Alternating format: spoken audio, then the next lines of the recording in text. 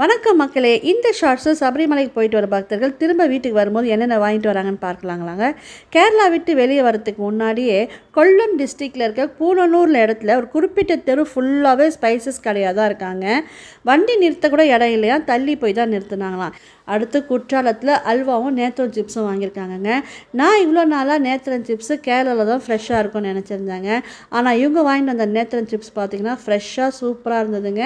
கிறிஸ்பாக இருந்தது, டேஸ்ட்டாகவும் இருந்தது. அடுத்து பழனிக்கு வந்தால் பஞ்சாமிர்தம் வாங்கலாம், எப்படி சொல்லுங்கள் பார்க்கலாம். அந்த பஞ்சாமிரத்துக்கு வாங்குறதுக்கு அவ்வளோ கூட்டம் முண்டி அடிச்சிட்டு இருந்தாங்களாங்க. சில பேர்லாம் கேஸாக வாங்கினாங்களாம். நமக்கும் புக் பண்ணி வாங்குற அளவுக்கு கூட்டம் இருந்ததாங்க.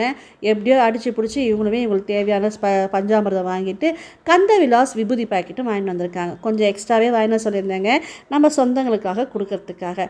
அடுத்து இதெல்லாம் விட ரொம்ப முக்கியமான நெய் அபிஷேகம் பண்ண நெய்ங்க. திருச்சிலேயே ஒரு கோவிலில் உருக்கி அவங்கவுங்களுக்கு தேவையான நெய்யை ஒரு டப்பாவில் போட்டு கொடுத்துருக்காங்க. இந்த பிரசாதமும் ரொம்ப முக்கியமானது இல்லைங்களா. இதெல்லாம் தான் வாங்கிட்டு வந்தாங்க நம்ம ஐயப்ப சுவாமி பக்தர்கள். தேங்க்ஸ் ஃபார் வாட்சிங். பாய்.